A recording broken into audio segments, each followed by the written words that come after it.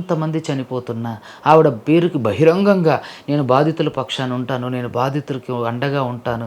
ఏది అండగా? అలా చచ్చిపోతే కనీస పరామర్శ బాధ్యతగా కూడా లేదు. కనీసం ఆ పరామర్శించడానికి ఫ్యామిలీ కూడా నుంచి ఎవరు ఎందుకు ఏ ఒక్కరు వెళ్ళలేదు? కూడా రియాక్ట్ అయింది లేదు. రియాక్ట్ ఇంకోటి, అవ్వలేదు. ఇప్పుడు ఆవిడ చెప్పినట్టుగానే బాధితులకు న్యాయం జరగాలి, వారి పక్షానే నేను నిలబడతాను అన్నప్పుడు ఆవిడ అజ్ఞాతంలో వెళ్ళాల్సిన అవసరం లేదు అదే చెప్పాలంటే. అతను చనిపోయిన వారికి కనీసం మీడియా వేదికగైనా ఎందుకని తన సానుభూతి తెలియజేయలేదు? ఎందుకని చనిపోవద్దు, ఖచ్చితంగా న్యాయ వ్యవస్థ, పోలీస్ వ్యవస్థ పనిచేస్తుంది.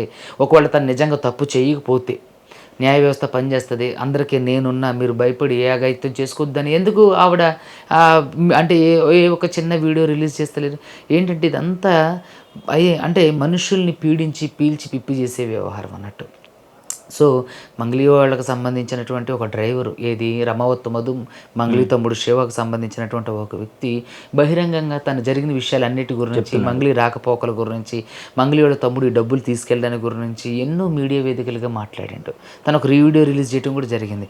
ఈరోజు రమావత్ మధు ఈ ఇష్యూ పెద్దగైనప్పుడు ఒక అంటే దాక్కొని ఒక రూమ్‌లో ఒక చిన్న వీడియో తీసి పెట్టాల్సిన అవసరం ఏంది? ఒకే ఛానల్‌కి వీళ్ళందరూ ఎళ్లి ఇంటర్వ్యూ ఇవ్వాల్సిన అవసరం ఏంది? మీరందరూ పిలిస్తే మీరందరూ వస్తారు కదా! సో, ఇదంతా ఏంటంటే కావాలని జరుగుతున్నటువంటి ఒక నాటకీయ పరిణామం. ఖచ్చితంగా ఇందులో ప్రజలకి డబ్బులు ఇవ్వకోకుండా ఉండడం కోసమే వీళ్ళు ఎత్తులపై ఎత్తులు వేస్తున్నారు. సో, మేము చేసే కష్టానికి ప్రజల యొక్క మద్దతు కూడా మాకు కావాలి.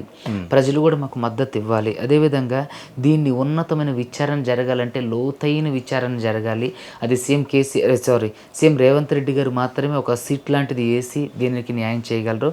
లేదంటే కేంద్ర దర్యాప్తు సంస్థలు మాత్రమే దీన్ని క్షుణ్ణంగా పరిశీలించి దీని మీద ఒక నివేదిక ఇవ్వగలరు.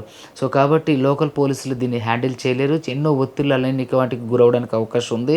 అదేవిధంగా సత్వరం న్యాయం జరగకపోతే కూడా పోలీస్ వ్యవస్థ మీద అంటే తప్పుడు సంకేతాలు వెళ్ళే అవకాశం ఉంది. కాబట్టి దయచేసి ముఖ్యమంత్రి గారు, హోమ్ మినిస్టర్ గారు అందరూ కూడా కలిసి దీని మీద ఒక నిర్ణయానికి వచ్చి ఖచ్చితంగా ఇంత ఇష్యూ జరుగుతున్నప్పుడు దయచేసి మీరు పట్టించుకోకపోతే నిజంగా ఇక రాష్ట్రంలో ఉన్న ప్రజలందరూ కూడా గతి అయోమయం అవుతుంది. సో, ఇంకోటి ఇలాంటివి జరగడానికి అవకాశాలు ఉన్నాయి. కాబట్టి నేను కేసీఆర్ గారికి ఒకటే ప్రాధేయపడి కోరుకునేది ఏంటంటే దయచేసి బాధితులకు న్యాయం చేయడానికి కూడా మీరు సహకరించండి.